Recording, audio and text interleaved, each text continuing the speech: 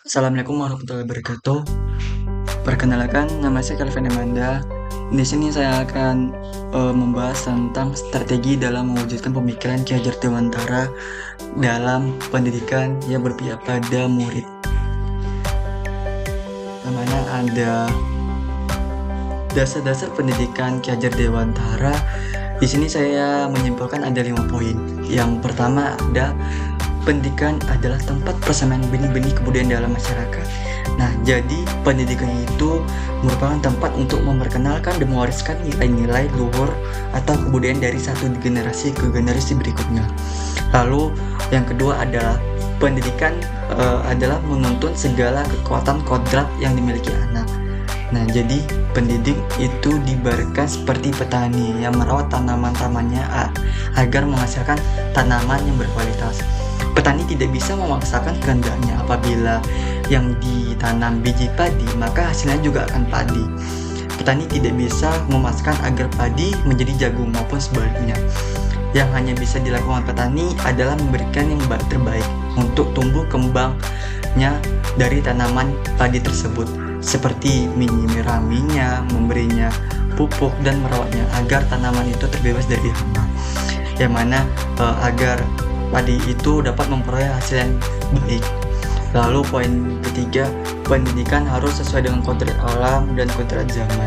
Yang mana kodrat alam itu berkaitan dengan sifat, bentuk lingkungan di mana anak itu berada.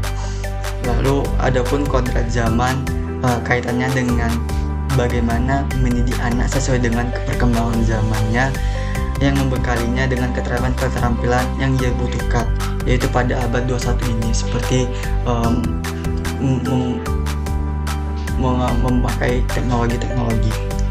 Lalu poin keempat, pendidikan menebarkan budi pekerti yang baik.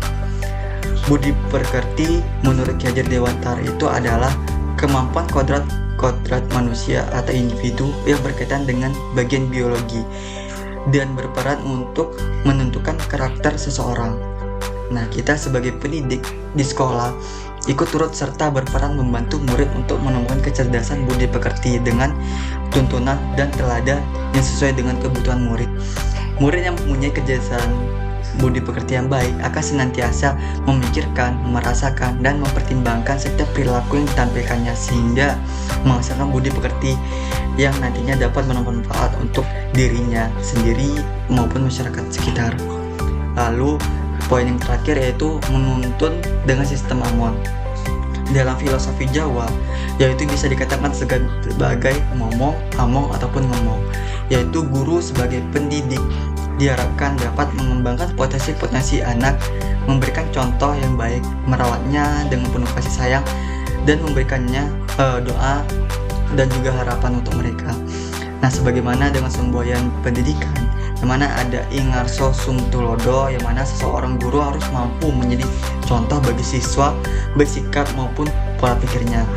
Lalu ada ingman yamangun karso, yaitu guru harus mampu memberikan inspirasi dan motivasi bagi siswanya. Lalu guru tuthuri handayani, yang mana guru harus memberikan dorongan dan arahan. Pemikiran Ki Hajar Dewantara bahwa guru harus berpihak pada murid, sehingga sebagaimana guru harus bisa menuntun murid sesuai dengan kodratnya, baik kodrat alam maupun kodrat zaman. Nah, dari dasar pemikiran dari dasar-dasar dan pemikiran Ki Hajar Dewantara, kita bisa mengetahui bahwa pendidikan yang berpihak pada murid itu adalah menempatkan kepentingan dan kebutuhan murid sebagai prioritas utama. Dalam penerapan pendidikan yang berpihak pada murid, strategi yang digunakan guru tidak boleh kaku. Berikut strategi pendidikan yang tidak kaku, yaitu yang pertama, memberikan kesempatan berpendapat, yang mana dari pendapat tersebut dapat membangun pemahaman mereka sendiri. Lalu membuat modul ajar yang tidak membosankan. Mungkin sesekali guru mengganti model pembelajaran, yang mana apabila model pelajaran yang sama dan berulang-ulang setiap waktunya, itu membuat siswa tersebut bosan. Lalu menggunakan media pembelajaran interaktif. Nah, di sini mungkin menggunakan media-media yang berbasis teknologi dan berbasis game, yang mana membuat mereka termotivasi untuk mengikuti proses pembelajaran dan mereka tidak merasa bosan. Lalu membuat suasana kelas yang lebih nyaman, mengevaluasi proses pembelajaran, mengenali murid lebih dalam, ramah dengan murid, dan adil pada semua murid. Sekian presentasi saya mengenai strategi pendidikan Ki Hajar Dewantara dalam pendidikan terhadap murid. Terima kasih.